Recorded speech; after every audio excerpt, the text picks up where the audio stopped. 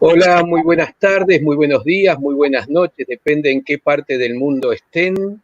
Espero que se encuentren muy bien, cómodos en sus hogares. Aquí estamos aprovechando lo que nos ha heredado esta pandemia, que es salir de nuestro centro cultural Sefarad, donde todas las semanas nos juntábamos para escuchar algo interesante de la mano de conferenciantes. Hola, muy buenas tardes, muy buenos días.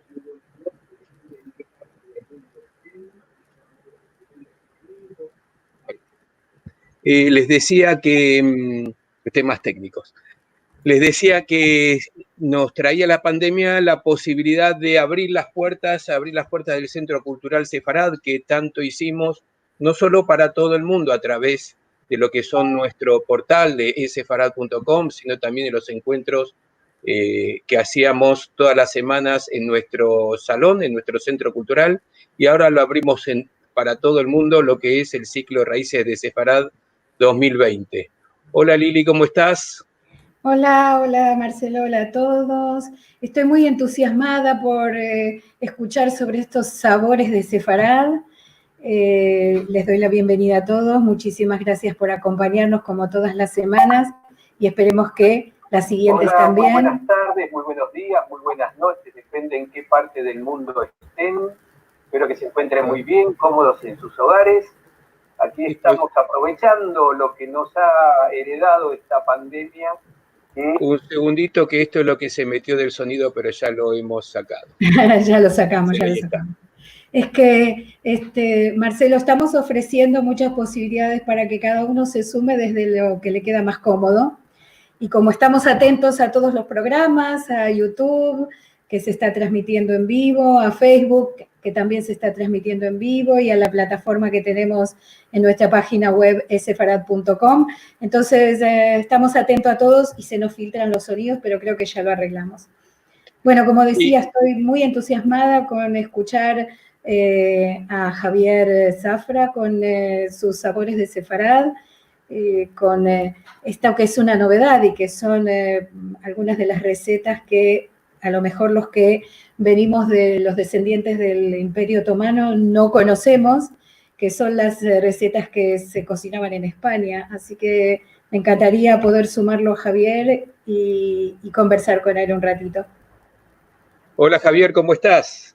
Muy buena, un saludo desde España, desde Jaén, el sitio más caluroso del planeta ahora mismo, 40 grados. Nosotros aquí con muchísimo frío, qué lindo disfrutar del calorcito. Hacemos una media ponderada y estamos a 20 grados, que es lo ideal. Antes de darle la palabra a Javier, que nos va a contar cosas muy interesantes, quiero contarles que ustedes pueden hacer preguntas, las pueden hacer a través del chat de donde estén escuchando, de donde estén viendo, puede ser tanto de YouTube, puede ser tanto de la página de Facebook, que también está transmitiendo en vivo, y también de nuestro portal sefarad.com/tv. En cualquiera de ellos pueden hacer preguntas y para el final se las iremos pasando a Javier. De todas formas, todo comentario que quieran hacer lo pueden hacer a través de esos lugares y también en cualquiera de nuestros portales. De la misma forma, los invito a estar en contacto con nosotros, con la agenda de todas las actividades, en especial la de todos los jueves, pero no solamente la de todos los jueves, hay más que eso, a través de nuestro boletín. Quienes quieran suscribirse lo pueden hacer dejando su mail aquí mismo. En cualquiera de los chats lo dejan, nosotros nos encargamos de suscribirlo. Ahora sí, los dejo con Javier. Que Javier, primero quiero que nos cuentes cómo es que estás. Uno ve tu currículum, ve, sos cocinero, sos chef, sos escritor, sos fotógrafo. Ahora el otro día me enteré que también marketing político, una multiplicidad de cosas. ¿Qué sos? Sí, bueno, en general es difícil encuadrarme porque hace mucho tiempo trabajé en una oficina con corbata, encorsetado, y lo pasé muy mal. Y decidí que más o menos cada 8 años iba a cambiar de oficio y me iba a ir al oficio que en aquel momento me iba a llamar, ¿no? Así que toda esa diáspora laboral se ha ido traduciendo en una formación pues ecléctica y que siempre la hago con mucha pasión, aunque la cocina ha sido una transversal en mi vida. Yo estudié cocina en el 96, empecé a estudiar cocina cuando todavía la escuela de hostelería no tenía ni la primera generación de cocineros. Y de ahí, pues, luego he ido saltando a otras profesiones y, bueno, la última, marketing político. O sea que he sido panadero, bueno, muchas cosas. Y ahora, pues toda esa información ha dado forma a un libro. Porque para hacer un libro no solo hay que saber de una cosa, hay que saber de muchas cosas. O por lo menos para que sea un libro medio interesante. Así que... Antes de llegar al libro, que es lo que el centro de lo de hoy, tu especialidad podríamos decir que es la investigación de algunos tipos de comidas específicas. Sí, la gastronomía en general, la gastronomía histórica. Yo tuve una empresa hace como unos 15, más o menos unos 15 años, que se dedicaba a poner en valor, una frase muy de moda, pero que saldrá en esta conversación, a poner en valor el patrimonio histórico. Y como soy de Jaén, empecé por una empresa que se llamaba Indígena Íbero y que lo que intentaba poner en valor era no solo las piezas arqueológicas, sino la cultura íbera. Y eso fue el detonante de otras muchas culturas y ahora como asesor gastronómico para algunos restaurantes, para ferias gastronómicas tematizadas, en general, cocina histórica. Bien, ¿y cómo es que llegaste a encontrarte con la cocina de los judíos de España y de la cocina judía sefaradí? Bueno, al ser andaluz, la cocina sefardí, la cocina andalusí, que ahora hablaremos también de ella como hermana gemela del andalusí, está presente en la cocina tradicional andaluza, con lo cual eso era muy fácil para mí. Pero el detonante fue gracias a un historiador, un amigo, él es historiador alemán y se llama Dietmar Roth. Gracias a él que me invitó a una jornada gastronómica junto con una compañera cocinera, a Yolanda, que la saludo desde aquí, pues era una cocina del siglo de oro. Entonces, él nos invitó y yo busqué una temática porque siempre que uno va a hacer una ponencia o va a cocinar, busca una horquilla de mercado, entendiendo también la cocina como un mercado, que no estuviera muy explorada. Y el siglo de oro estaba absolutamente pues explorado y tematizado. Pero había una cosa que nadie había visto y es la cocina de los cristos judíos. Es una cocina muy interesante, la cocina que quedó de aquellos judíos que se tuvieron que convertir y que cocinaban en secreto cocina judía, es decir, atendiendo a las leyes del Carrú.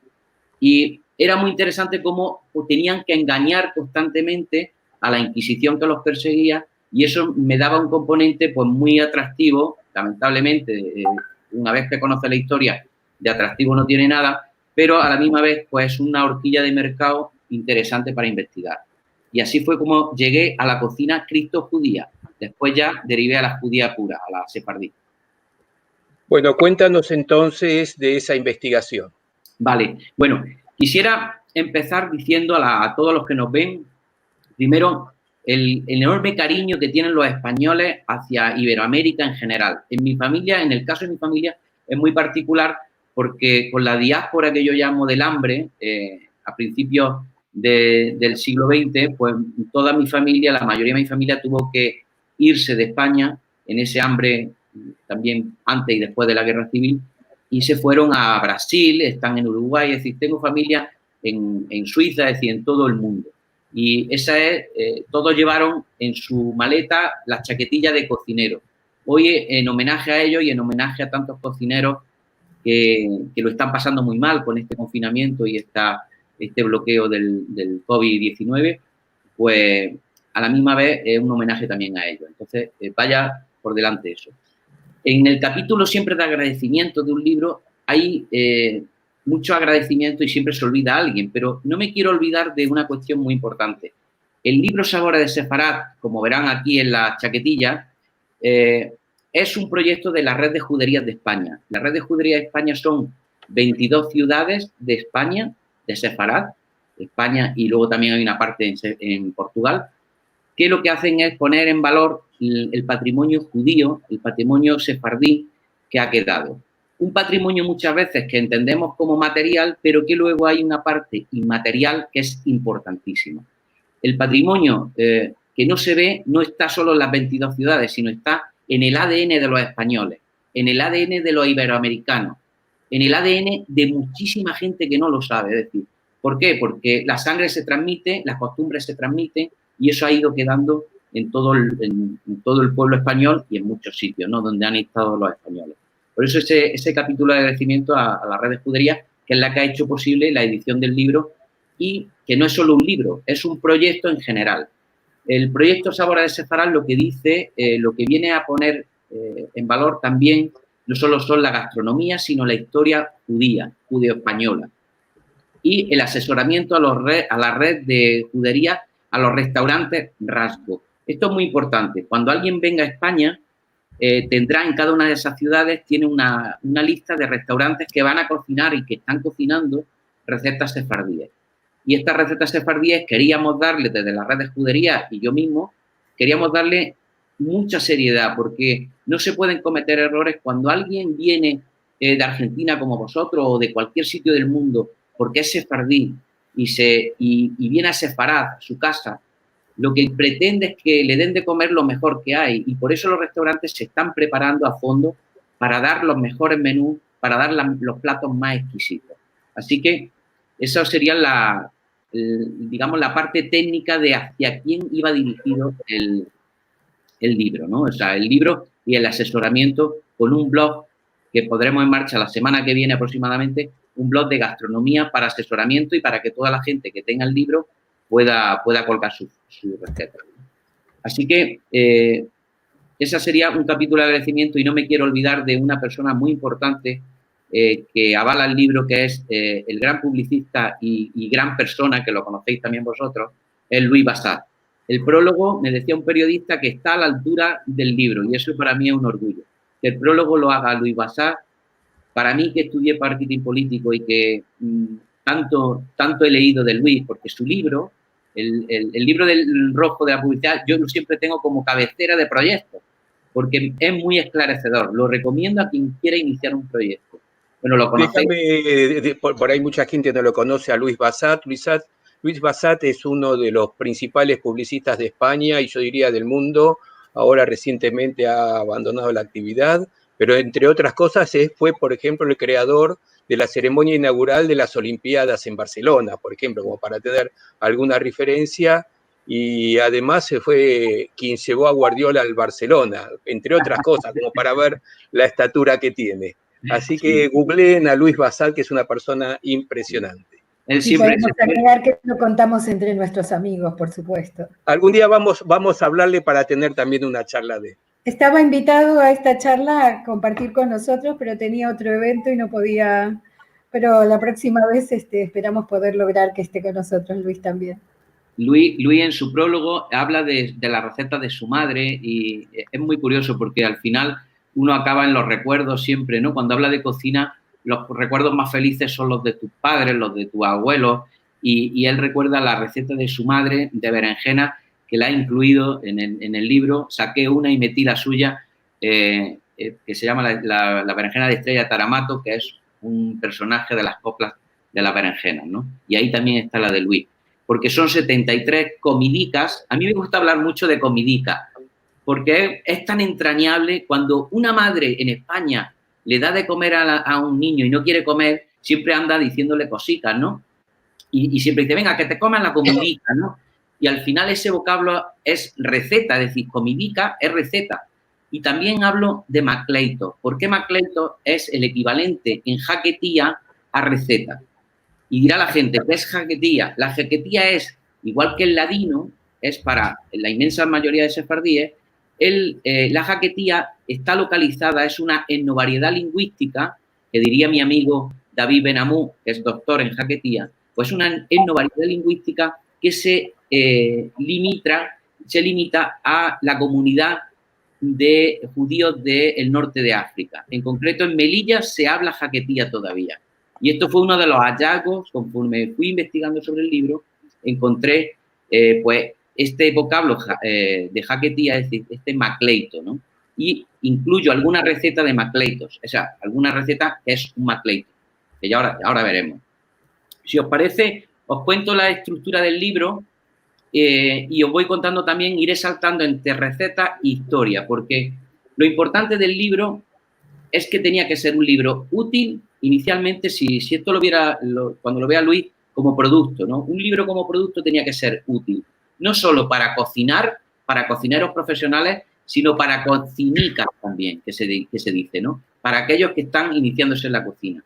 Entonces, se disfruta porque las recetas no son difíciles, pero tienen unos toques muy especiales y luego veremos cuáles, ¿no? Entonces, este era un... con eso. Imagino, Javier, que habrías cambiado el puñadito y la pizquita por alguna medida que podamos seguir para cocinar, ¿no? Hemos actualizado, porque a mí me pone muy nervioso. El otro día cuando hablábamos, eso de hacer un pan y decir la harina, la que admita. La que admita puede ser 3 sacos de harina, o sea, sí, y no funciona, ¿no? Entonces yo eso... En mi casa se decía lo que levanta de harina y podía quedar una piedra, una pelota, un balón de fútbol. Sí, lo he traducido a gramos. Y en algunos casos sí me gusta utilizar esa pizca de sal porque es tan bonito. Hay algunas palabras tan bonitas. Hablaba de las texturas incluso. Cuando tira uno de recetas tradicionales, encuentra en esos manuscritos y en esas libretillas de abuela esas recetas tan bonitas y habla de las texturas. Es decir, me recuerdo una rosquilla que decía, la rosquilla debe de tener la textura del lóbulo de una oreja. Y solo tocándote el lóbulo de una oreja ya sabes exactamente cómo tiene que ser la textura de la rosquilla. O sea que es maravilloso. El leer recetarios antiguos te traslada en el tiempo. El tiempo, fijaros, el concepto tiempo.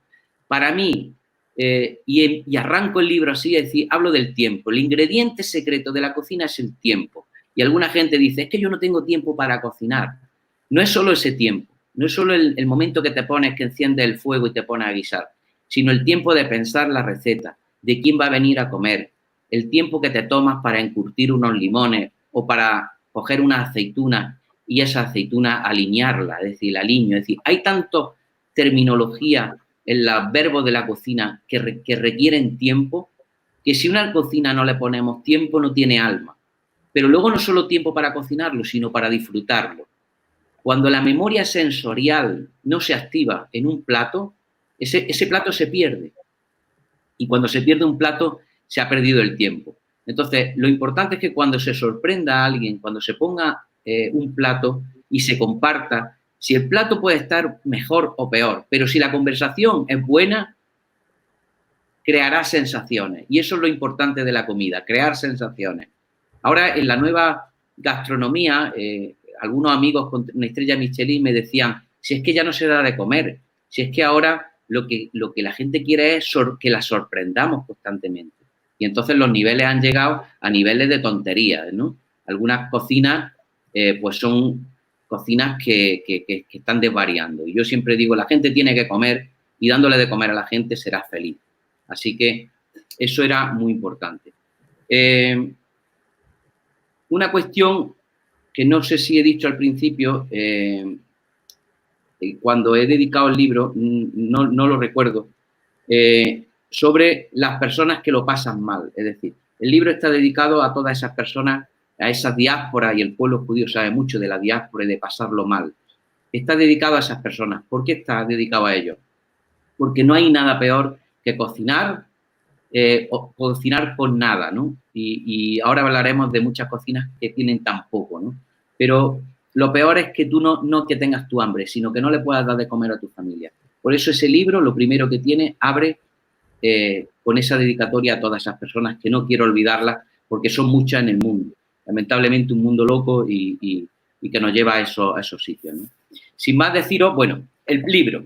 Estructura del libro principalmente. Empezamos con la estructura. Ahora iré pasando algunas fotografías, pero como veis, empieza con mucha simbología. La granada. ¿Por qué la granada? La granada ha sido para mí una gran serendipia, una gran sorpresa encontrarla. Pero no solo por ser uno de los frutos que Dios regala al pueblo de Israel, sino porque las 613 drupas, las 613 semillas, significan los 613 preceptos del judaísmo. Y ya arrancamos con un elemento tan simanín, es decir, un ingrediente que significa tantas cosas y que tiene tanto condensado en ese significado. Por eso quería que lo primero que en la portada del libro fueran la granada, ¿vale? Luego irán saliendo muchos más. Curiosamente hay siete productos que he encontrado derivados de la granada. La granada, yo tengo un huerto y está lleno de granados y la verdad que nunca utilizaba la granada. No era algo especialmente porque tenía una semilla y tal. Y sin embargo ahora le saco una rentabilidad tremenda. Con él hago muchos productos. Pero bueno, os cuento la estructura. La estructura del libro tiene una parte primero de la historia. Es una parte pequeña, pero hay que situar, hay que contextualizar al pueblo judío, al pueblo judeo español, al pueblo sefardí. Hay que contextualizarlo. Es decir, ¿cuándo llegan los sefardíes a España? ¿Quiénes son los sefardíes? ¿Cómo son los sefardíes? ¿Qué es la religión hebrea? Y hay que introducir, son pocas páginas, unas 15, 20 páginas, que planean sobre ese contexto, ¿no? Sobre quiénes son los sefardíes. Y no es baladí hablar de ello, porque en España hay un gran desconocimiento sobre el pueblo sefardí, sobre los judíos. Es histórico, es decir, se está trabajando mucho, se está recuperando el patrimonio, cada día se oye más. Hay personas, en el caso de Jaén, como Rafa Cámara, que ya sabéis que es una excelente persona y que es el mejor embajador que puede tener Jaén hablando de Sefarad. Es decir, pero a pesar de ello todavía hay un alto desconocimiento. Entonces, había que poner en contexto al que comprase el libro. Esa parte de historia es fundamental. ¿Por qué? Porque desde el primer vestigio que tenemos del siglo II después de Cristo, es decir, la romanización, la España romana, ¿no? La España romana. Desde ahí que tenemos constancia de una lápida de una niña, Ana Solomónula, que se encontró en Adra, muy cerca de donde yo vivo. Bueno, pues desde ahí hasta la expulsión de 1492 tenemos 13 siglos. Eso que tengamos documentado arqueológicamente. Esos 13 siglos no tiene nada que ver un judío de la España romana, por supuesto, del siglo II, que un judío del siglo X, de la corte omeya o del siglo XV, el momento antes de la expulsión. No tienen prácticamente nada que ver con respecto a lo que comen. El hilo conductor de todo ello es la religión, ¿vale? Y la religión también evoluciona, es decir, y ahora veremos por qué. En esos 13 siglos ha ido cambiando, cambia la historia de España, por supuesto. Estamos hablando primero de Roma, después visigodos, después árabes y después los reinos cristianos ya y al final la hegemonía de los reyes católicos sobre todo el territorio. Y eso había que contarlo. Otra parte que hay que contar en todo esto es las leyes del Carrú, es decir, cómo comen los judíos. Los preceptos que son fundamentales para un hebreo, para un judío, a la hora de comer. Y eso también se mantiene en gran medida se mantiene a lo largo del tiempo. ¿Por qué? Porque los judíos, bueno, entiendo que hay mucha gente judía, pero también que no lo hay. Por eso estoy haciendo este recorrido. Los judíos basan en la Torá, en el libro sagrado, que son los 5 libros más otros libros de profetas, etcétera, los 5 libros del Pentateuco. Estamos hablando del Génesis, Numérico, del Deuteronomio, Levítico y me dejo alguno. Pero era fundamental, yo tuve que empezar a documentarme desde ese punto de vista. O sea, lo que yo pensaba como cocinero que iba a ser hacer un libro relativamente fácil era coger recetas. Cuando hablé con David Benamú, este doctor en jaquetía, me dijo, Javi, el libro plantéalo como una tesis doctoral. ¿Por qué con una tesis doctoral? Tienes que darle mucha seriedad, tienes que documentar la bibliografía y tienes que ayudar a la gente a que aprenda. Y así fue como lo hice. Fue de los 2 mentores que tengo en el libro, de los que he consultado más incesantemente y me han respondido. Uno es David Benamú, porque él entiende perfectamente 5 idiomas y puede traducirme muchas cosas. Y luego con David Gilly, que ahora contaré quién es, que es un extraordinario investigador y persona. Bueno, pues tuve que documentarme y, entre otras cosas, me documenté sobre la religión, porque era fundamental. El Carrú condiciona lo que puede y no puede comer un judío. Luego hay otra zona, hay otras secciones del libro que tenía hecho una catalogación clásica. Entrantes, bebidas, panes, verduras, pescados, guisados o guisos, carnes y dulcería. Y al final he puesto una sección de imprescindibles. Para acabar, una amplia bibliografía. La bibliografía está son aproximadamente, he consultado, haciendo cálculos por encima, más de 50 libros, casi todos consultados y casi todo en papel porque he comprado muchos de ellos. Y luego me quedaba muy corto en cuanto a información, porque quería que fuese una información muy contrastada y muy veraz. Y entonces lo que hice fue irme a tesis doctorales. ¿Por qué? Porque en la siguiente sección, es decir, las secciones de gastronomía, las introduzco con productos históricos, con qué se podía o no se podía cocinar, qué variedades. Y para eso tuve que tener primero, documentarme sobre qué cerámica se utilizaba. Es decir, desde cualquier cerámica que se pueda ver en la mayor parte de la receta, es una cerámica documentada en los museos en el periodo que yo quería que fuese esa comida, ¿no? Luego también tenía que documentarme sobre muchas cosas que inicialmente no me las planteaba. Por ejemplo, sobre botánica.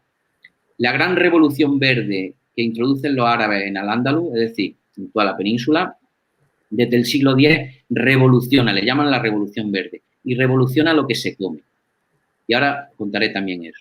Y luego había mucha investigación que se ha ido anexionando, pues no solo de botánica o de agricultura, sino de farmacopea, de lingüística, literatura clásica, porque en la literatura clásica también tenemos mucha documentación. Sin ir más lejos, el propio Quijote, ¿no? El Quijote también nos devela muchas cosas y ahora contaré. Entonces, toda esa documentación me iba dando un cuerpo, iba retrasando lo que yo me había dado para 9 meses de proyecto, fue retrasándose y al final fue 1 año y medio de trabajo. Es decir, lo que se va a ver, lo que pueden leer en el libro es 1 año y medio de investigación, fotografiado, cocinado por mí y documentado históricamente. Cada receta voy a ir compartiendo algunas cuestiones para que vayan viendo cómo es el libro por dentro.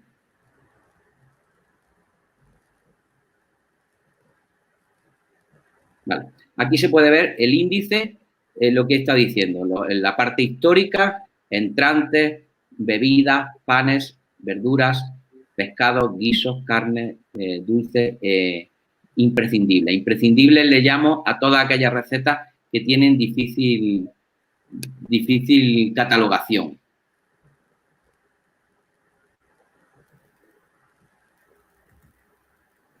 Me voy a ir directamente a la receta. Bueno, aquí se puede ver esta iconografía. Todas las recetas tienen estos iconos. Son iconos fundamentales. ¿Por qué? Porque los iconos nos van encuadrando cada receta en, digamos, la influencia que ha tenido. Es decir, tenemos influencia del Imperio Otomano, fundamentalmente, Liliana, de donde viene tu familia, del Imperio Otomano. Recetas puramente de Sefará, es decir, que yo considero que son muy puras. Algunas recetas que pueden tener alguna derivación askenazí, alguna influencia askenazí, porque no podemos olvidar que son judíos, es decir, los judíos askenazí también se casaban con los judíos sefardíes, sobre todo después de 1492 en la diáspora. Los judíos se mezclaban, es decir, tenían esa ramificación. Aquí una catalogación muy interesante que es las chuetas. Los chuetas fueron cristos judíos, es decir, los chuetas, perdón, se me ha ido.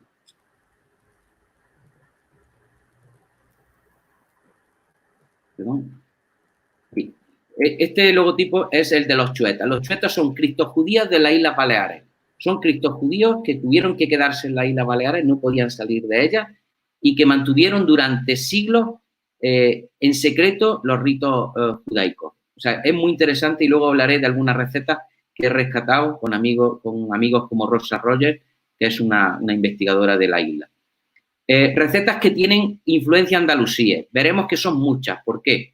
Porque la comida sefardí hay que encuadrarla mayoritariamente en una comida muy, muy parecida en cuanto a gustos y en cuanto a algunos preceptos, que es la cocina andalusí. Y ahora veremos algunos detalles de ella.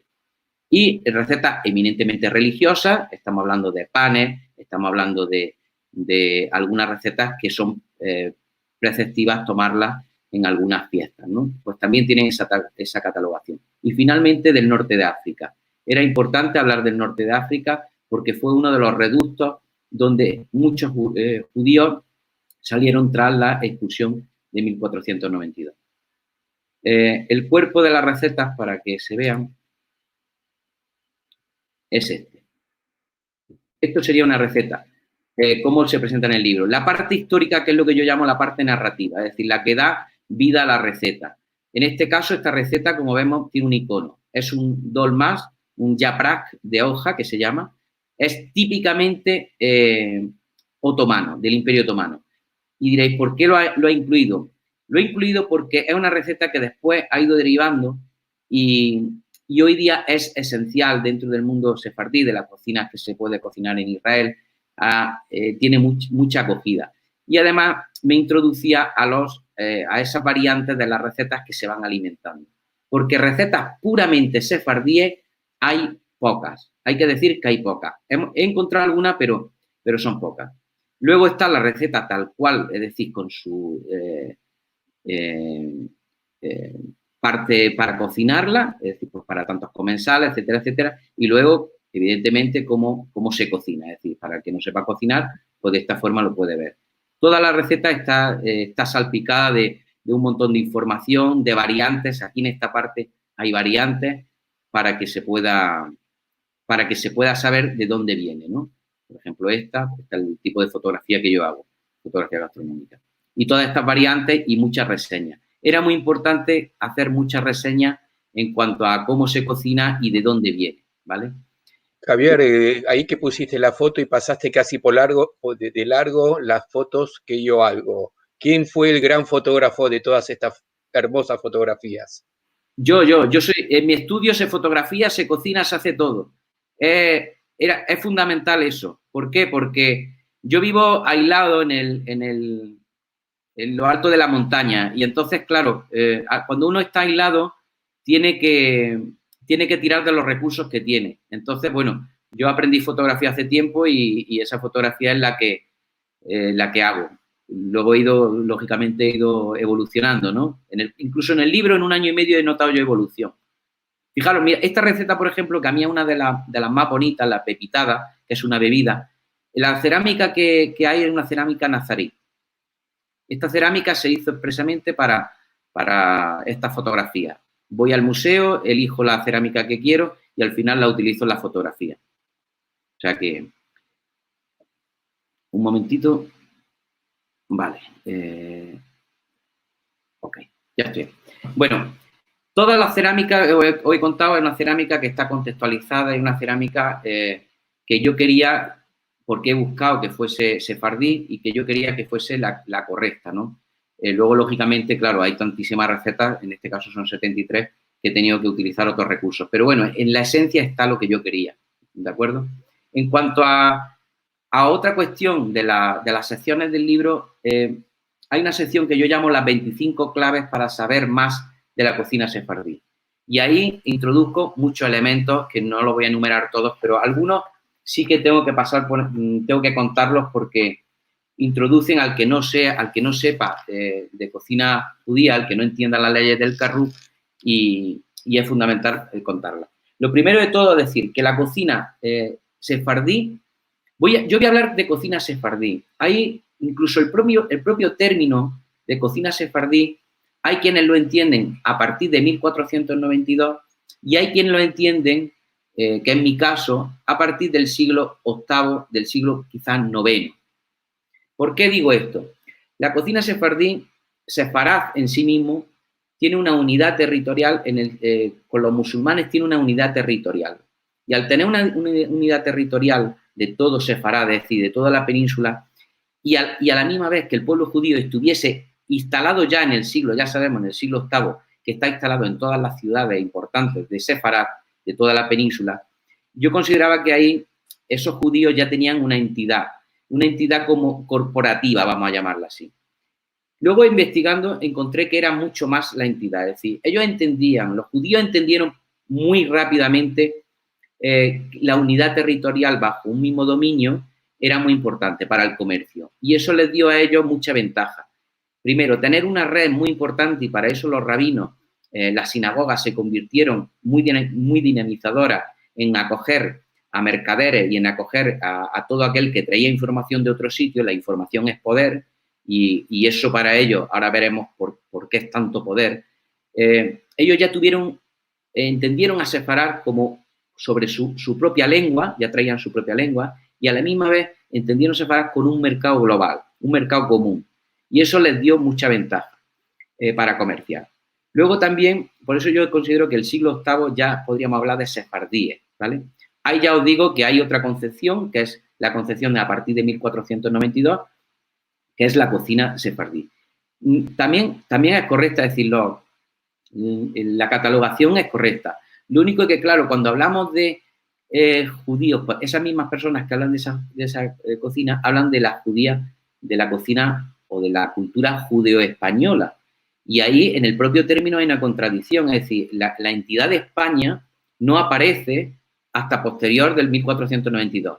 Incluso los españoles no nos ponemos de acuerdo desde cuándo somos españoles. Algunos dicen que desde la unión de los reyes católicos, bueno, puede ser válida, pero los reyes católicos cada uno fue rey de su reino, es decir, de Aragón o de Castilla y León. Pero no hubo una unión hasta que no tuvieron una hija.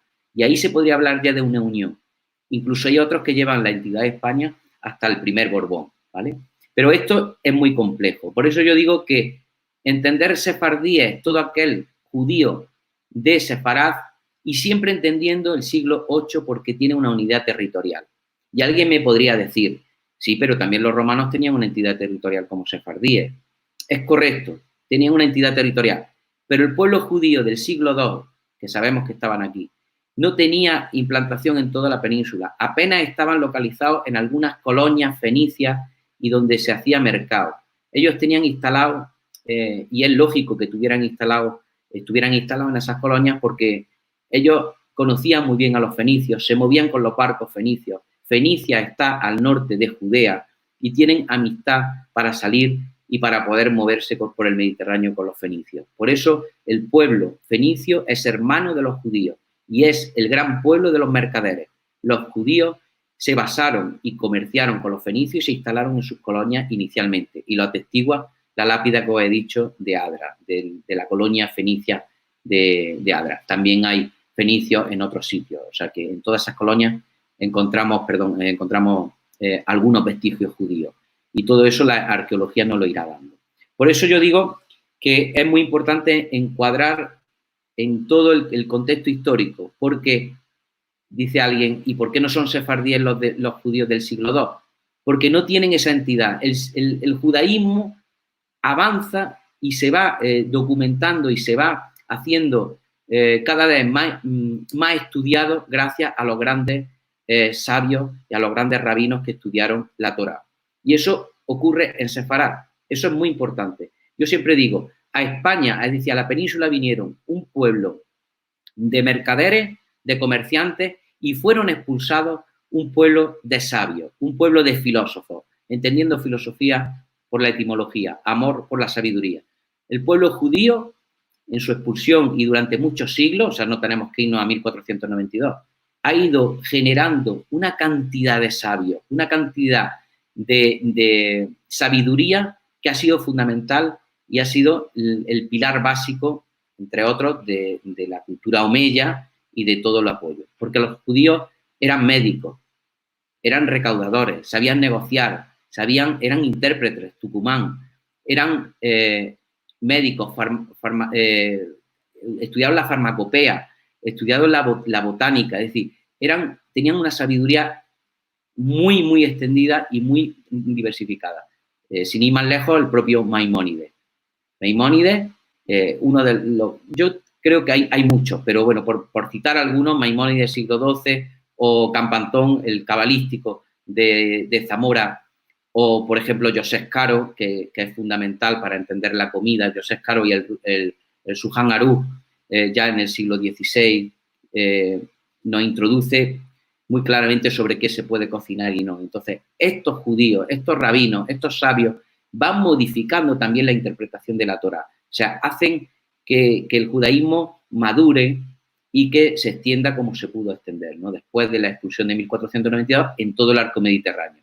Judíos hay en todo el arco mediterráneo. Y para eso yo en la receta he encontrado cosas muy curiosas. Como una receta ha viajado por todas las comunidades. Los mirrajín, los gruzín, los judíos, los magrebín, los romañot de la parte de Rumanía y Grecia. Y todas esas comunidades acogieron a judíos. Pero acogieron a judíos no solo en el 1492. Es que hay un error que a mí me gusta siempre señalar. Y una estupidez que cuando se habla del judío errante. Cuando se habla del judío errante, que no sé el término quién lo acuñó, pero me parece verdaderamente de una ignorancia tremenda. El judío no es errante. El judío sabe dónde quiere ir. Y en la historia nos ha enseñado hacia dónde se dirigen las diásporas. El judío, sobre todo este judío medieval, tiene un conocimiento del arco mediterráneo increíble. Sin ir más lejos, nos podemos ir a Benjamín de Tudela.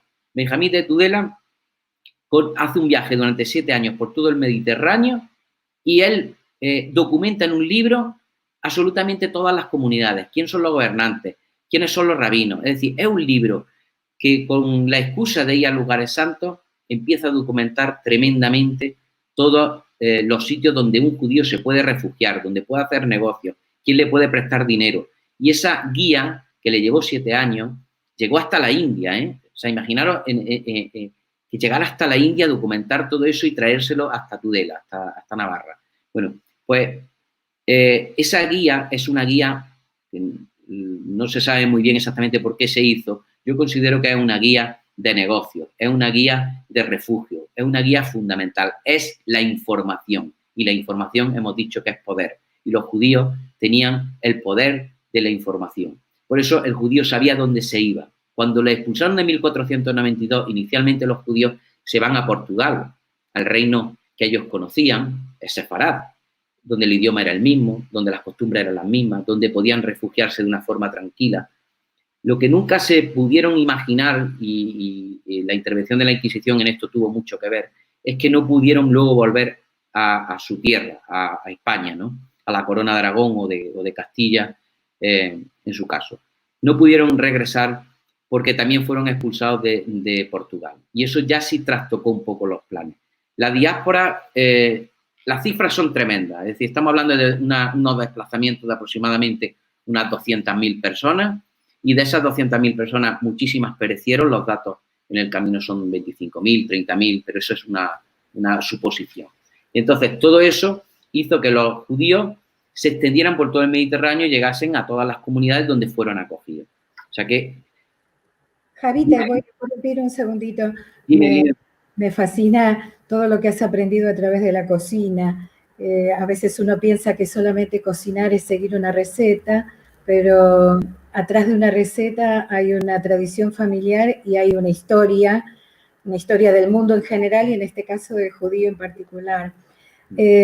¿Has notado que hay ingredientes diferentes que se usaban en aquellas épocas y ahora no conocemos tanto? Por ejemplo, ¿tenemos alguna receta que nos puedas comentar que sea especial en este sentido? Sí, hay muchos ingredientes que se perdieron por muchas razones. Los ingredientes básicamente de la cocina andalusí, que era muy parecida a la sefardí en la que nos queda. ¿Por qué hablo de la cocina andalusí? Porque los recetarios judíos no tenemos. Es decir, los recetarios judíos eran la tradición oral entre madre e hija y eso se lo llevaron consigo. Y luego se perdieron. Lamentablemente, con el Holocausto, se perdieron bibliotecas enteras que no tenemos ninguna documentación. Pero sí nos queda... Que las mujeres llevamos unos cuadernitos todos engrasados y tocados y llenos de harina pegada, porque vamos anotando las recetas en lo que encontramos a medida que las vamos haciendo. Claro, pero imagínate cuánto se perdió en Salónica en la Segunda Guerra Mundial cuando quedó solo un 5% de la población. Ahí se perdió prácticamente todo. Entonces, eso es tan lamentable, bueno, eso es la historia tan cruel. Pero conforme me dicen los ingredientes, tengo documentado que la cocina anterior a la Andalusía, es decir, a la gran revolución del siglo IX, X de los andalusíes, la revolución agrícola, antes de eso, los romanos, es decir, la cocina que había era una cocina basada en la trilogía mediterránea, que es la vid, es decir, el vino, el aceite y el cereal. Eso ha marcado básicamente la primera parte de la Edad Media. Pero cuando los andalusíes llegan, la revolución agrícola lo cambia todo. Y entonces ahí se sube de 150 elementos que se cocinaban, estaríamos hablando ya aproximadamente de 400. Fijaros, de 150 a 400. Ahí muchos de ellos no nos han llegado. ¿Por qué no nos han llegado? Aunque son 400 y parecen muchos, pero claro, de un peral, por ejemplo, bueno, por ejemplo, la berenjena, que es muy fácil de ver. De la berenjena hay 400 variedades de berenjena. Con lo cual, y dice uno, ¿y cuál es la buena? Pues todas eran buenas porque estaban adaptados. Los andalusíes, en sus tratados agrónomos, adaptan todas las verduras, todos los frutales, todas las especies, les adaptan a cada uno de los territorios. Y entonces, claro, un peral de Andalucía es de una variedad y un peral de Castilla-La Mancha o del norte es otro. Entonces, hay una gran variedad de ingredientes. Luego, muchos ingredientes que vinieron de las importaciones, los radanitas, que fueron los judíos que venían por la parte de Armenia. Los radanitas llegaron a la China y a la India en el año 1000. En el año 1000, fijaros, o sea, Marco Polo le quedan todavía 5 siglos para llegar. Y ellos ya, los radanitas, ya comerciaban con esclavos, con seda, comerciaban con marfil y sobre todo con las especias. Y dime, ¿tienes alguna receta que sea así del siglo X, XI, XII, una receta conocida, documentada? Sí. Voy a buscar, por ejemplo, bueno, las típicas recetas que podemos ver, básicamente, ¿no? De antiguas, son sefardíes eminentemente, son las hadafinas, los huevos aminados, es decir, son recetas muy básicas. Pero, por ejemplo, recetas, aquí se ve. Esta es la receta del vino de Granada. El vino de Granada, fijaros, el vino era un elemento que pagaba sisa, pagaba impuestos. Y el vino estaba muy penado, es decir, no se podía hacer vino en las casas, ¿de acuerdo? Porque si se hacía vino había una multa hasta de 200 sueldos, es decir, una barbaridad. Entonces, ¿qué pasó? Las mujeres sefardíes eran muy listas y dijeron, vale, como vino solo se puede hacer con uva, el concepto vino es ese, con el zumo de la granada, ellas hacían unos ácidos, ¿vale? Unas granadas que eran relativamente ácidas, luego veremos que con el tiempo van cambiando, y hacían un vinagre. Pero claro, para hacer vinagre el paso anterior es el vino. Y por eso el vino era fundamental. Ellos lo podían tomar, pero no podían ser sacionados. Y eso fue derivando en el vinagre, ¿vale? Esa, por ejemplo, es una receta muy antigua. Esta, por ejemplo, también es una receta muy antigua, que es la receta de las pepitadas, os he dicho. O las pepitas de cualquier cucurbitácea, es decir, melón, se hacían esta bebida, que era para romper el ayuno del Yom Kippur, ¿vale? Otra receta muy antigua y muy bonita es esta, ¿vale? Y diréis, la jalá. La jalá, con respecto a la jalá, hay mucho que explicar. La jalá judía siempre se ha pensado que es una jalá de origen askenazí. Sin embargo, la jalá judía, yo he encontrado en el norte de España, en Porriño, en Belmonte, he hablado personalmente con esos panaderos y ellos me dicen que hay un pan exactamente igual, un pan enriquecido con huevos y con miel y que se hace para un regalo de los ahijados de los padrinos a los ahijados. Pero es que esa receta nos la vamos encontrando luego en otras comunidades también que no necesariamente son askenazíes. Entonces, es una receta que hay que seguir la pista porque la creencia absoluta de que era un pan del Sabbat y que era un pan askenazí no tenemos certeza. Yo siempre, en toda esta explicación que veis aquí, lo dejo abierto lo que no sé, porque para hacer hipótesis hay que tener toda la información y desde luego no la tenemos. Lo que sí tenemos es que desde el siglo XVIII tenemos documentados esos panes trenzados y con la misma receta, y también en Portugal. Portugal ha sido para mí el reducto de muchas recetas que se habían perdido en España y que estaban en Portugal. O sea que ha sido para poder corroborar. Otra receta también muy típica es esta. Este pan no se conocía en la península, estaba absolutamente perdido. Estas son las cribadas. Las cribadas que me pasó la receta mi amiga Raquel Mor-Youssef de Pirna, ella es judía del norte de África, vive en Madrid, y que me ha ayudado mucho. Raquel es una bendición. De aquí le mando un saludo que nos está oyendo seguro.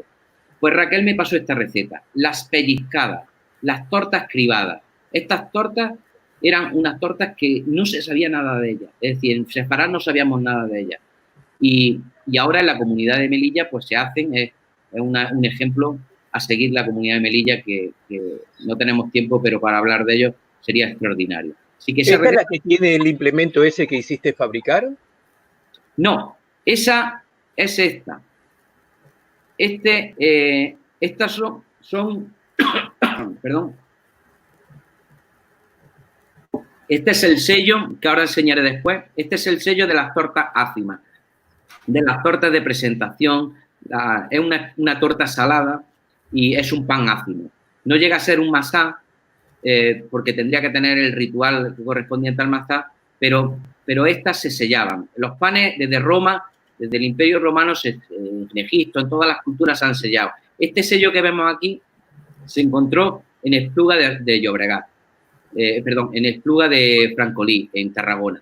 Y aquí, la leyenda que hay alrededor, mi amigo David Benamou la tradujo y dice exactamente, os la voy a decir, dice: en paz 7 días comeréis ácimo. Estamos hablando de un pan del siglo XIV. O sea que ya tenemos documentada ese tipo de información. Luego, por ejemplo... Quiero decirte que nos quedan 5 minutos antes de entrar a las preguntas. Vale. Bueno, pues entonces voy a dar un salto a la dulcería, que me parece fundamental contar algo de la dulcería, ¿vale?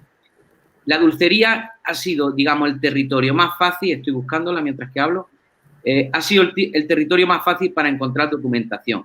Entre otras razones porque los sefardíes son tremendamente golosos y quizás ahí las libretillas entran, las recetas entran mucho más, con mucha más fuerza, porque, claro, las chicas que aprenden, las chicas que están aprendiendo, tienen que anotar muchas cosas. Aquí quiero mostrar algo que he descubierto y que quiero compartir en primicia con todos vosotros. Estos son las orejas de Amán, ¿vale? No quiero decir nada. Aquí ya podéis ver perfectamente la oreja, ¿vale?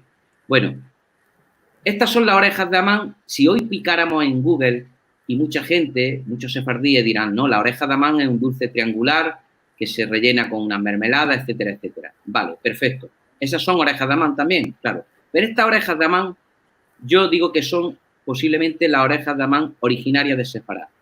Las orejas de Amán, además encuentro orejas de Amán, orejas de abad para los cristianos y orejas de juez para los andalusíes.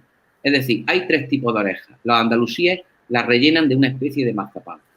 Las orejas que nosotros nos han llegado, que son las orejas de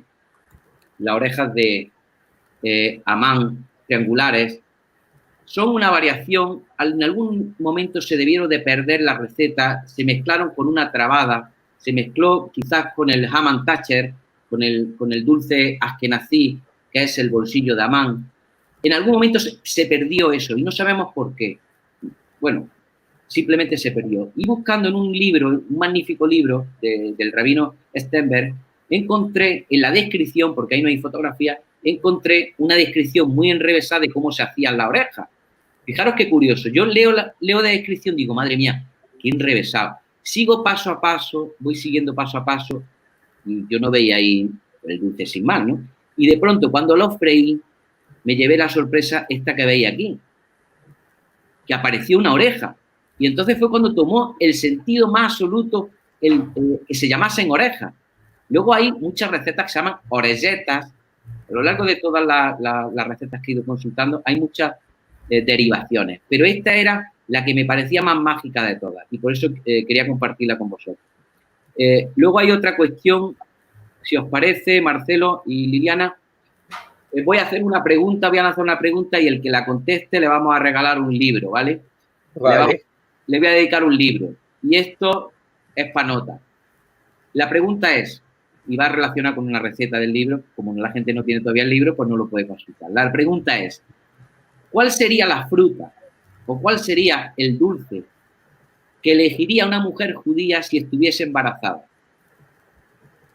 Y es muy curioso. Ver, contestan por el chat de YouTube y lo ponemos a ver el primero que aparezca. El primero que aparezca se va a llevar el libro, porque fue una cosa muy bonita que me he ido encontrando. Y quiero compartir con vosotros otra cuestión muy importante también en el libro que, bueno, sabéis que el subtítulo del libro son las recetas secretas de la gastronomía judeo-española. Bueno, dentro de las recetas secretas voy a incluir esta. Esta receta tiene una tipología chueta. Esta receta se llama cocabamba o ensaimada menorquina. Es una receta que a mi juicio, porque tiene exactamente los mismos ingredientes, no estoy hablando de la ensaimada de Mallorca, cuidado, estoy hablando de la ensaimada menorquina. La ensaimada menorquina es una jalá, tiene los mismos ingredientes que una jalá agulá. Y además tiene esa jalá agulá en forma redonda. Fijaros, no es una ensaimada mallorquina que lleva manteca de cerdo, sino una ensaimada que se ha conseguido, que se ha ido transmitiendo durante siglos y que no ha quedado así como veis. Eso es una de las investigaciones que me ha ayudado mi amiga Rosa desde Mallorca. Luego hay otra receta que quiero mostraros por lo que tiene de lo que la experiencia que me ha dado hacer este libro. Por ejemplo, estos son los sansanticos. Sansan, la etimología de sansanticos no lo sabía, ¿no? Yo no sabía nada de esta etimología, ¿no? Y curiosamente, esta receta la incorpora una investigadora que es Stella Hannan. Ella tiene un libro magnífico, ha ido completando a lo largo de la vida y ella es americana. Y este libro incluía esto. Yo hablé con ella y le pregunté de dónde venía. Ellos venían de Rodas y este sansantico le preguntaba de dónde venía la palabra y ella no lo sabía. Me dijo, pues no lo sé. Siempre le hemos llamado en mi familia así. Bueno, pues los sansanticos, estos que vemos, vienen de sansa, que es oblea, que es hoja en aragonés. Fijaros, la masa es finísima y está rellena de una especie de mazapán hecho con alfoncico, es decir, con pistachos, con nueces, con almendras, con miel, como si fuese una especie de mazapán, ¿vale? Y está relleno. Encontrar gente como Estela o gente como David Gilliff, que es un historiador experto en cristojudaísmo, le ha dado mucho sentido a las recetas que yo he ido incorporando. ¿Por qué? Porque quería que fuese un libro muy serio, que estuviera muy bien documentado y que judíos, al fin y al cabo, lo vieran, lo leyeran y me dieran su opinión. Por eso, toda la ayuda que he pedido, que ha sido insistente, me da la tranquilidad de que ellos lo han visto y han visto que sí, en cualquier momento pueden descubrir algo que no conozcamos, pero que nos desvelen algo nuevo, pero que hasta ahora, por toda la documentación que he tenido y he consultado, me da la tranquilidad de que va a ser muy útil. Y va a ser, como dice un amigo mío, gastrónomo de la Real Academia de Gastronomía, un libro que no engaña, que no te lleva a caminos que no tienen salida, sino que te lleva siempre a una derivación de caminos que te enseñan, ¿no? O sea que, para terminar, fijaros, este jaroset es un jaroset. Jaroset tenemos muchas recetas. Yo creo, como dice David Gilliff, cada cual tiene sus cada cualadas, ¿no? Y jaroset debe haber como tantas recetas como familias judías, pero esta es muy curiosa porque esta incorpora, este jaroset, polvo de ladrillo. Polvo de ladrillo, imaginaros, ¿por qué incorporará polvo de ladrillo? Pues yo no le encuentro explicación, pero entendiendo Jarosés como la masa, la argamasa que entendían los judíos que tenían que hacer para el faraón de las pirámides, esa argamasa, quizás esa analogía con la tierra de la argamasa, o quizás porque lo comieron en el desierto, con la arena del desierto, no lo sabemos, pero tenía, en un acta inquisitorial se hace referencia a que le pone el polvo de ladrillo. Son de esas curiosidades, de esos ingredientes extraños, ¿no? Ingredientes que se han perdido muchos de ellos, como el cilantro. En la cocina tradicional española se perdió el cilantro porque la Inquisición buscaba, en la huerta, buscaba cualquiera que cocinara con cilantro, porque era uno de los símbolos de la cocina judía. Un cilantro que venía de los primeros judíos que vinieron de Egipto. El cilantro era una hierba maravillosa, junto con el ajenut, que también se perdió. La semilla divina le llaman. Los faraones la incorporaban en vasijas en las tumbas. Y esos faraones, lógicamente, los judíos aprendieron mucho de Egipto y se trajeron las semillas a España. Después de 1492, rápidamente desapareció. Ya no había cilantro. Y solo aparece hasta hace unos años, cuando empezamos a traérnoslo de América otra vez. Es decir, lo que llevamos para América, lo que llevaron los cristos judíos, los judíos a América, luego no lo hemos traído. O sea, esos son de esos ingredientes, junto con el zumaque. El zumaque, fijaros, el zumaque es muy curioso. El zumaque se utilizaba para encurtir las pieles, es decir, para curar las pieles. Los judíos, hay algunos edictos, cuando en las actas de expropiación de sus bienes, dicen que les expropian olivares y zumacales. Los judíos comerciaban con el zumaque. El zumaque los andalusíes, sabemos y tenemos documentado que lo utilizaban como ingrediente, que ha sustituido el humus famoso. Sabéis que mucha gente le pone pimentón rojo.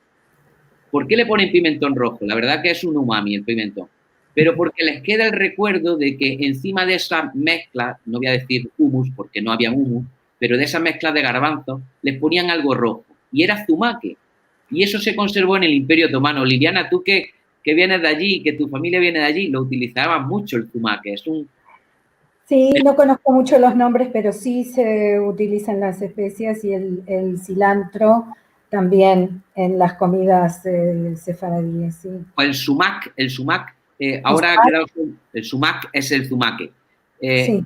Y ya os digo, no tenemos documentado que en Sefarad se utilizase, pero sí sabemos que la cocina gemela, la cocina andalusí, lo utilizaba mucho.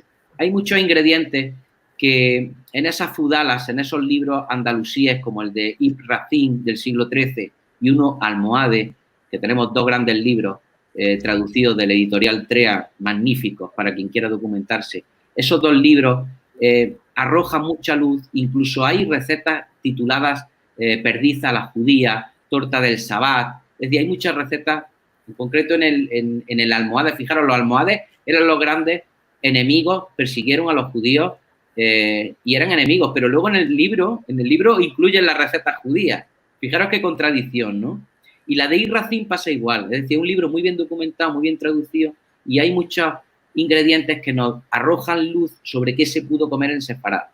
Porque, ¿sabes? Claro, tenemos algunos manuscritos también, por ejemplo, acá en Argentina hay algunos, de las mamás y de las abuelas, y las tortas, o en general lo dulce, ¿no?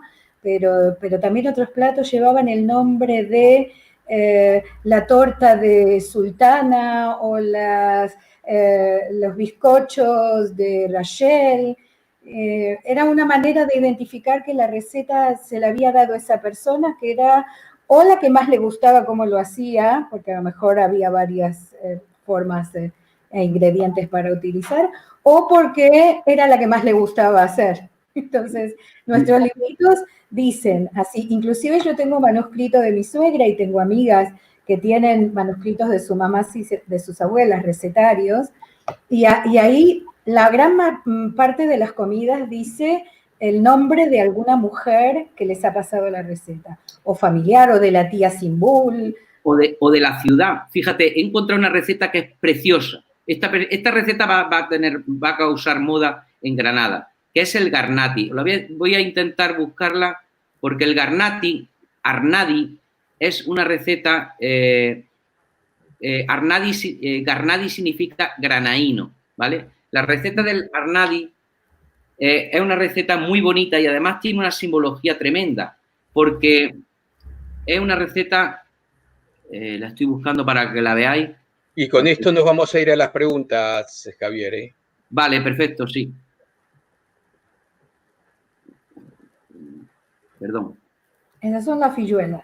Estas son las filluelas. Las filluelas están documentadas en todo el arco mediterráneo, desde Georgia, que es la burbusella georgiana, hasta el Magreb, en Portugal, en Túnez, en todos sitios. La filluela es para mí la receta más universal, más judía, más sefardí, judía de todas, de los migracín, de los grucín, de todos en general. Pero esta es la que os digo, el garnati, el arnadi, el granadino sería la traducción.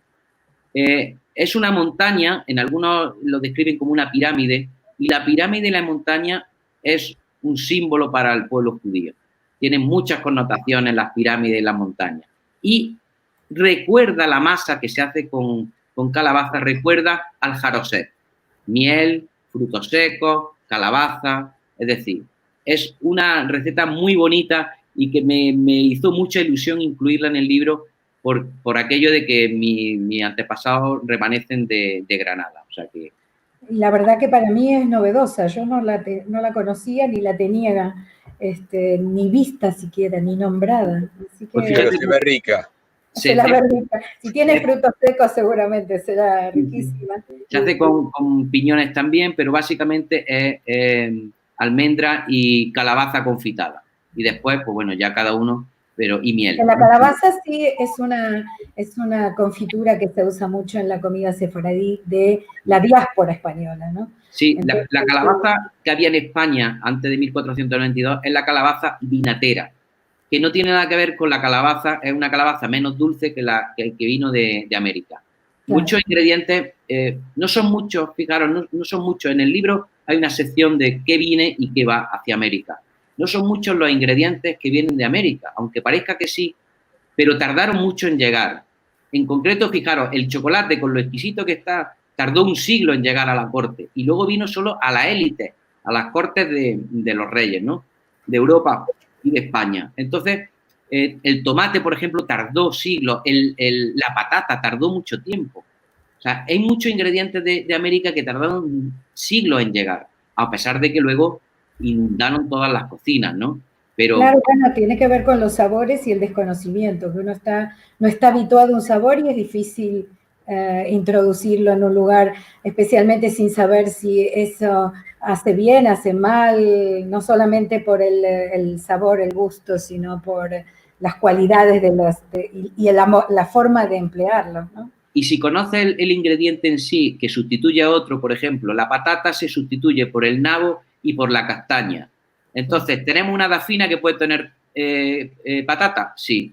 ¿Qué hacemos? Le quitamos la patata, le ponemos nabo, le ponemos castaña, dependiendo de dónde estemos. Porque, claro, los grandes errores en la cocina es entender, y en el pueblo sefardí es entender que el sefardí que vivía en la Córdoba del siglo X, una ciudad de 400.000 personas, es decir, el centro del mundo cultural, era el mismo sefardí, comía lo mismo que el sefardí de Aragón, en una corte donde nadie se lavaba. Es decir, cuando estamos hablando de una ciudad de 400.000 personas con cientos de baños y con una cultura muy avanzada.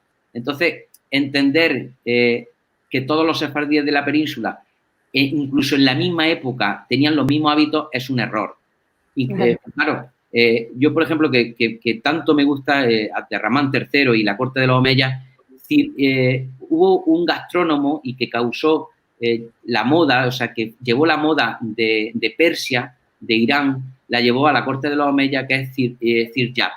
Ziryab es el mirlo blanco, se llama. Él trae toda la moda que luego los sefardíes que estaban en la corte llevan a otros estamentos judíos. ¿Por qué? Porque la moda, esto es antropología pura, es decir, la moda de los poderosos acaba yéndose a las clases medias y luego el que pueda a los pobres. Pues Ziryab trajo mucha moda que luego quedó en los sefardíes. Por ejemplo, utilizar manteles. Los sefardíes tenían por rito lavarse, cambiarse, etcétera, etcétera. Pero había cosas que no hacían. Por ejemplo, los cuencos, esto lo sé por los estudios que hago con los alfareros. Me dice un alfarero, mi amigo Néstor, de Zaragoza, me dice, encuentro los cuencos del siglo X, Andalucía y judíos, los encuentro muy grandes, y en el siglo XV, en el siglo XIV, encuentro los cuencos muy pequeños. Dice, ¿por qué, Javi? Y pues mira, muy fácil, porque en el siglo X se comía, todo el mundo comía del mismo plato. Pero Cirja empezó a diversificar, a poner cuencos individuales, vasos individuales, y eso modificó las vajillas. Y entonces, cuando alguien venía en tu casa, tú lo que querías es sacarle muchos alimentos, muchos mesets, muchos entrantes, con muchos platillos. Y al final acababa la mesa atiborrada de comida y de platillos. Y eso quería decirle, me decía este alfarero, dice, y noto que las jarras son muy decoradas. Las jarras inicialmente eran así, es decir, blancas, sin ningún tipo de decoración, y conforme va pasando el tiempo, los vasos se empiezan a decorar y se empiezan a hacer diferentes. ¿Por qué? Porque los judíos empiezan a coger costumbres de otros. Hay un error que piensa la gente, que los judíos son herméticos a la hora de introducir variantes en sus costumbres. Eso no es cierto. La cocina judía es diaspórica. La diáspora la enriquece. Y los preceptos del Carrú tienen sus limitaciones, sí, pero como ellos también se enriquecen con muchos vegetales, sabiendo que no pueden comer determinados elementos, pues no los comen, pero los cocinan. Y los huelen, porque la aljama huelen. Yo siempre digo el concepto de la receta de la cuñá, ¿no? Cuando se reúnan las familias, una cuñá trae una receta muy buena. ¿Tú qué haces? ¿La copias o la mejoras la próxima vez que venga? Como cocinera. Y bueno, uno trata de que su sabor sea mejor que el de la otra, ¿no? Sí. Por ejemplo, en la etnia gitana hay un ritual que es cocinar una vez al año, normalmente en Navidad, un guiso para el patriarca. Y una de las cocineras es la ganadora. Y cada año el patriarca prueba todos los guisos y determina cuál.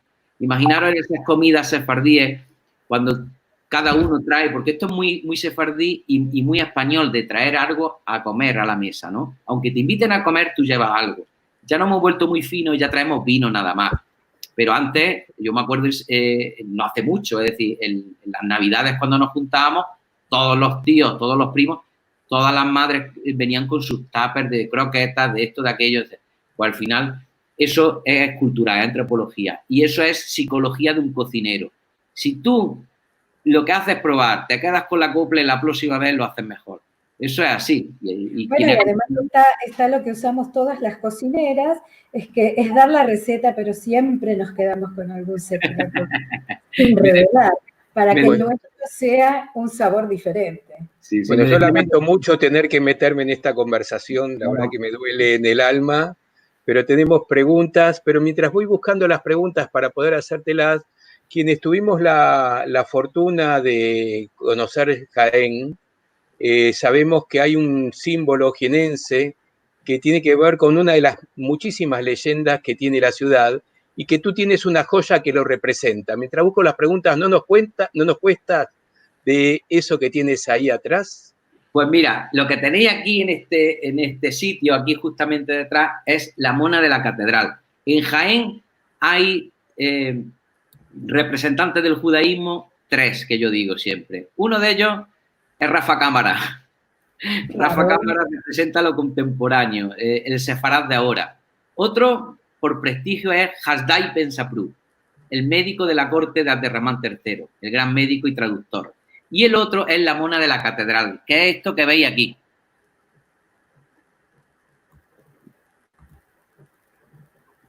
La mona de la catedral está en el friso gótico de la catedral de Jaén. Y muy poca gente le ha visto, a la mona le ha visto la cara, porque esta me la hicieron, yo tenía una panadería y me la hicieron porque con el turbante hice un dulce relleno de naranja.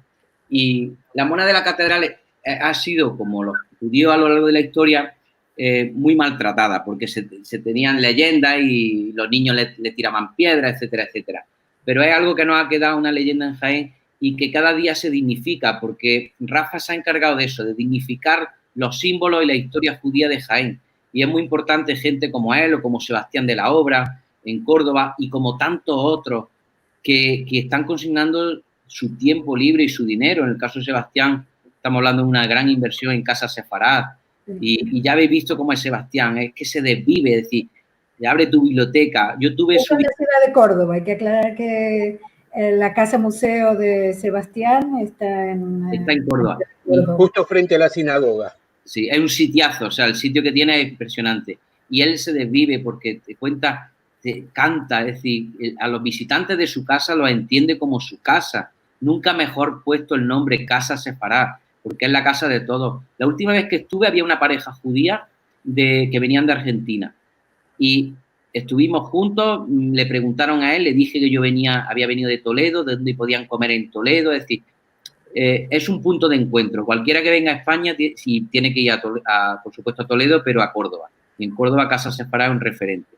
Pues, ahora, cuando podamos volver a viajar, porque en muchos lugares no se puede salir todavía, tenemos que visitar Jaén y le proponemos a la gente ir a buscar la mona de Jaén en el friso de la catedral, a ver si la encuentran, ¿no? Y a probar el aceite de oliva, que es el mejor del mundo. Que se puede masticar, verdaderamente es riquísimo. Vamos a las preguntas, Javier, si te parece bien. Sí, la primera dice Aida si se consigue ese libro en Argentina o dónde se consigue el libro. Sí, el libro... Nos vamos a preocupar de que lo consigan acá también, claro. Sí, os lo mandaremos a vosotros y también a través de la red de escudería en Sefarad estará el enlace, me imagino, y en redescuderías.org se puede reservar. Hace una hora recibí un mensaje de una chica que tiene un restaurante, ella remanece de España, y me pidió 6 para Paraguay. Ella tiene un restaurante allí y quiere regalárselo a su amigo, es decir, bueno, yo creo que como de la red de juderías vamos a hacer que soy yo, el trámite para que vengan algunos libros para aquí, que seguramente se nos van a ir de las manos. Sí, sí, sí.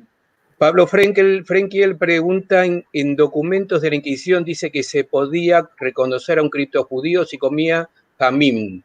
Quisiera saber qué es el jamín. El jamín es un nombre que recibe por el recipiente, ¿vale? El jamín más famoso es el jamín de Toledo, ¿vale? Por ejemplo, una derivación que nos ha llegado es los huevos aminados, que son huevos que se cocinaban dentro de una adafina.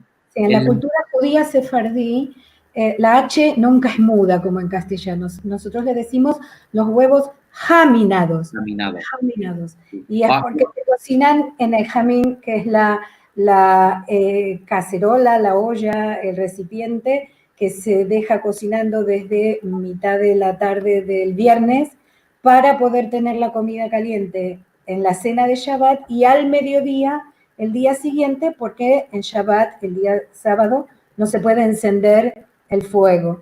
Entonces, ese jamín, que es esa olla grande de hierro, se deja en el fuego y de ahí nosotros tomamos los huevos jaminados porque dentro del guiso del cocido, que se hacía dentro del jamín con verduras y un poco de carne, se ponían los huevos con cáscara y al estar tantas horas dentro del jamín, justamente, se ponían no solo las cáscaras de los huevos blancos se ponían oscuras, sino que el huevo tomaba adentro un color amarronado. Es precioso, los huevos aminados. Y eso lo usamos nosotros en nuestra fiesta. En el libro hay dos recetas, el jamín y la huevo aminado, los dos se incluyen. Y los huevos aminados con una salsa acristada es exquisito. Pregunta Oscar si has encontrado alguna receta con alguna simbología especial. Dijiste alguna, pero ¿cuál dirías que es tu preferida o tu más destacada? Sí, la más destacada, mira, dentro de los símbolos judíos que yo he encontrado en toda la iconografía, bueno, esto es muy largo, esto es otra ponencia, ¿vale? Pero quizás para mí la más importante y la que más simbología tiene es esta que os voy a decir. La flor galana es un símbolo judío que se ha encontrado recientemente, se ha encontrado en una sinagoga en Acre, ¿vale? Esta es la flor galana, que es la primera vez que se encuentra una menorá tan antigua del siglo I en una sinagoga de Magdala, en Israel, junto con este símbolo. Esto es una mesa de presentaciones que se encuentra siempre en la sinagoga donde se presentan los panes y las ofrendas. Se llama también mesa de presentación.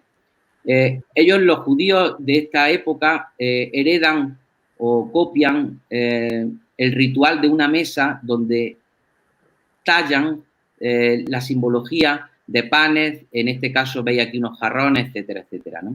Bueno, pues esta simbología, esta flor galana, es una constante y nos ha llevado a este sitio que voy a llevar. Esto, por ejemplo, son casas en Úbeda. Aquí la simbología de la flor galana está asociada con la estrella de David, ¿vale? La estrella de David tenemos documentado que desde el siglo XI ya se utilizaba, pero en este caso, como esta estela de Teruel, está asociada la estrella de David con la flor galana. La flor galana de 6 pétalos y de 12. Aquí en esta Torá del Yemen, del siglo XV, de 1485, se puede ver perfectamente la flor galana con los 12 pétalos junto con los de alrededor. Esto es muy interesante. Una vez que tenía ese tipo de simbología documentada, encontré esto en Mallorca, gracias a mi amiga Rosa Rogers. Ella es investigadora y tiene un blog gastronómico muy interesante en la isla Mallorca. Bueno, pues este es un molde troquelador. Aquí podemos ver perfectamente los pétalos de la flor galana. En este caso son 6, ¿vale?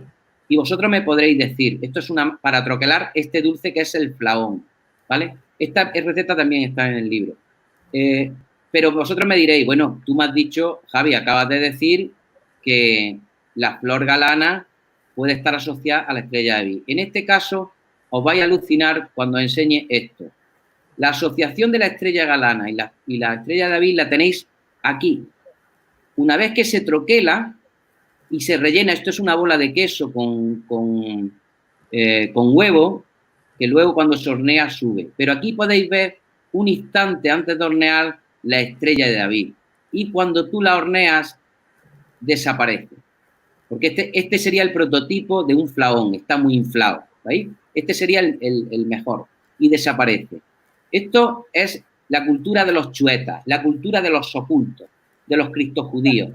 Ocultan la simbología hasta tal punto, imaginaros ese criptojudío que lleva luego ese flaón a una mesa y por dentro está diciendo, te estás comiendo la estrella de David, te estás comiendo la flor galana. No perdemos de vista la flor galana como símbolo judío que se repite en muchas otras culturas, pero que tiene en la cabalística, tiene mucho sentido. Eso es una investigación que en el blog, abriré el blog de gastronomía precisamente con esa investigación que estoy cerrando. O sea que es una de esas cosas bonitas que va descubriendo uno. Y en el libro está.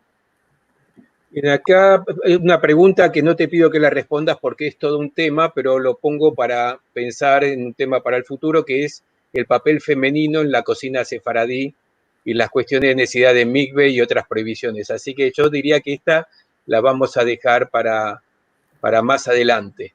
Por aquí preguntan las diferencias entre la alubia, el poroto y la judía. ¿Qué diferencia hay entre ellas? Sí, bueno, el poroto yo no sé lo que es, ¿vale? Será alguna denominación de algún tipo de alubia. La judía, lo que entendemos aquí como una vaina pequeñita de judía, esa vino de América. Lo que sí tenemos documentado por los árabes es la alubilla.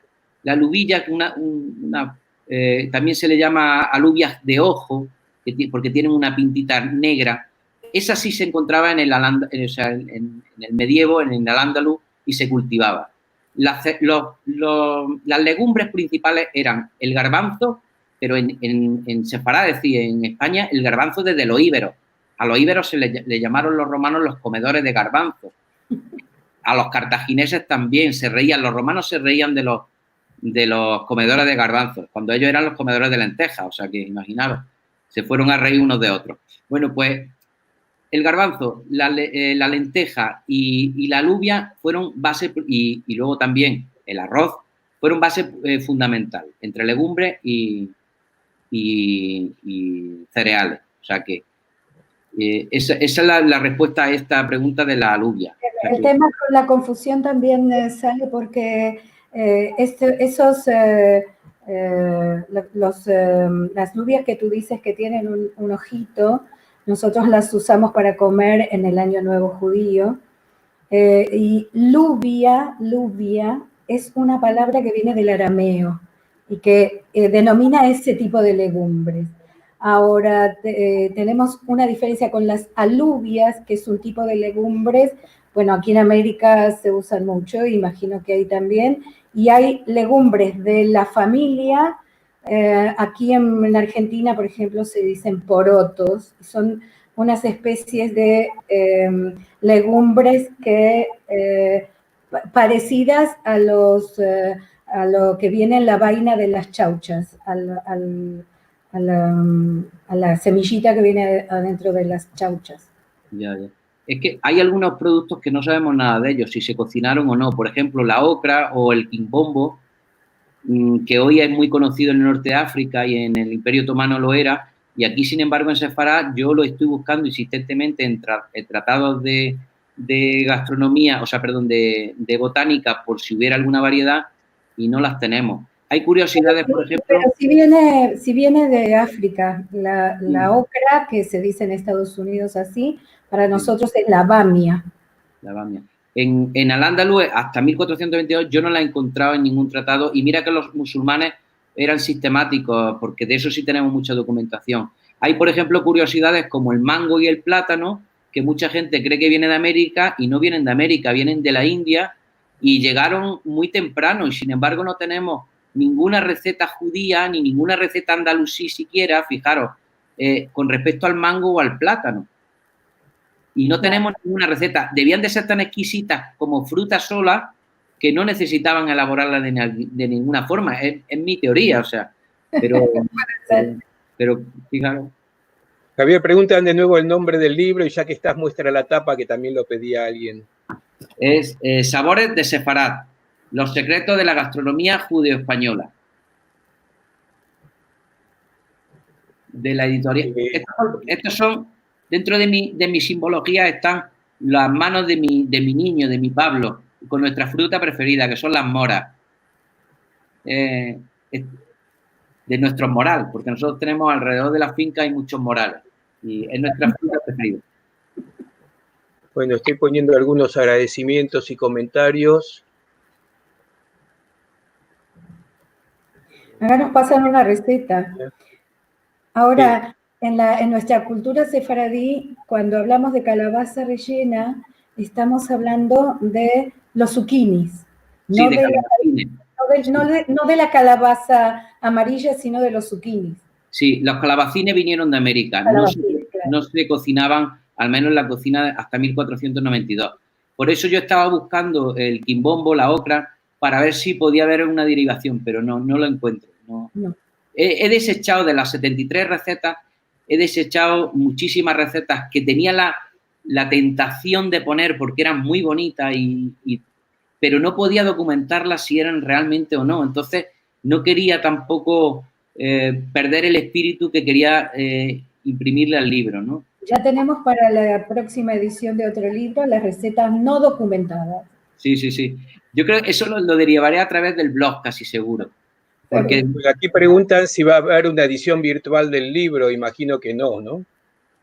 No lo sé, no si ahora, por lo menos. La red de escudería, igual si hay mucha demanda, porque lo que estamos intentando es traducirlo al inglés también, porque, bueno, por lengua universal, y esa sería quizá una prioridad antes. Bueno, se podría hacer, es decir, eso es cuestión de hablarlo. Para la descarga vamos a proponer a la red de juguerías, que es una forma también de llegar a muchos lugares con las recetas, ¿no? A ver, una última pregunta.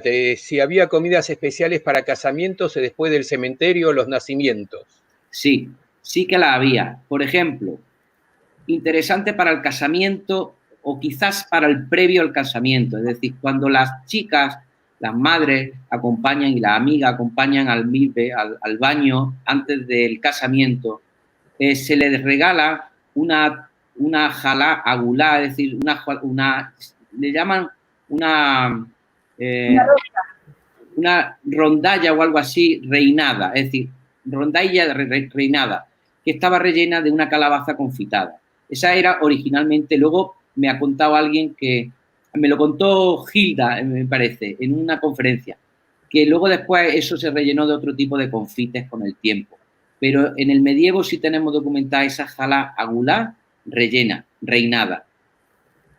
Y con respecto a los entierros, muy asociados a los entierros, los huevos aminados y las lentejas. Porque hay una serie de días que por duelo de la familia no se cocina y, por supuesto, no se come carne. Y entonces los vecinos les cocinan. Eso ya se ha perdido en España, pero antes también era así. Por el duelo las personas no tenían ganas de cocinar y se llevaba un caldico, ¿no? Es lo que se llevaba normalmente. Pero con respecto a la boda en sí, no lo sé. Las bodas debían de ser muy particulares. Entonces, no, pues ahí se desplegarían absolutamente todas todos los lugares. Sabemos que se usaba bastante, era el arroz blanco, que le llaman el arroz de novia. Sí. Eso sí era una cosa que se ponía en la mesa de las bodas, ¿no? Sí, y también estuve, de hecho está puesto, cuando hay los meseros, es decir, los entrantes, en una boda podían llegar a 16, en una comida normal, estamos hablando de una clase, imagino, media, estaríamos hablando de unos 4. Y por normal, en un sabbat podían ser 6 y en una boda hasta 16. O sea que... Bueno. Y las bodas recibían un banquete a la gente, con un banquete. Sí. Bien, un mensaje de agradecimiento, de que hagamos otra emisión para seguir contando. La verdad que escucharte es encantador, porque más allá de que uno sabe que has cocinado todo, nosotros sabemos por Marcelo y yo, y ahora le estamos contando a la gente, que has cocinado todas las recetas del libro y las has fotografiado tú mismo. Además de eso, escuchar aquellas cosas que nos llevan a la receta, que nos introducen en ese sabor y por qué, y de dónde vienen los ingredientes, y también la ayuda que nos da saber por qué otra cosa podemos cambiarlo cuando en nuestro lugar donde estamos cocinando no se consigue uno u otro ingrediente. Es muy interesante. La cocina se dice, en esta similitud de palabras entre el hebreo, el reaj, el aroma de la cocina, el nombre reaj es muy parecido a ruach, en esta similitud en las palabras que se suele hacer Claro. y es alma, ¿no? Es decir, el olor, o sea, el olfato es un sentido muy divino, porque Dios sopló al hombre en la nariz para darle vida, y por eso el olfato yo creo que es uno de los sentidos que más nos quedan. Es decir, cuando una persona tiene Alzheimer y prácticamente lo ha perdido todo, el olfato a una colonia, a un perfume, les traslada a lo más íntimo de su memoria sensorial. Por eso es tan importante. A todos nos pasa esto, de que uno siente un olor, un perfume a una comida y nos lleva a la niñez, nos trae una imagen a la memoria. A mí me gusta siempre hacer los talleres, y cuando hago alguna intervención, ahora no con el COVID, pero me gusta hacer una mezcla exclusiva para las personas que asisten de especias, de naranjas, de esenciales, y se las doy a oler a cada uno. Y digo siempre que esa es la forma de que me recuerden el resto de su vida, porque la próxima vez que huelan esa mezcla que solo se ha hecho esa vez para ellos, se acordarán de mí, ¿no? Es una forma de...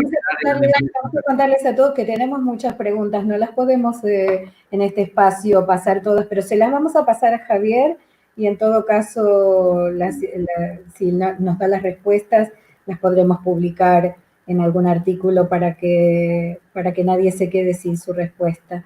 Y como veníamos mostrando, tenemos, ya terminando el tiempo, vamos a contarles que tenemos la semana que viene este encuentro fabuloso con Daniel Horowitz, que es un genealogista de MyHeritage, y que nos va a contar de la importancia de las pruebas de ADN en la genealogía, cosa que especialmente nosotros, por medio de la página de sefarad.com, tenemos muchísimas consultas sobre las pruebas de ADN y el árbol genealógico.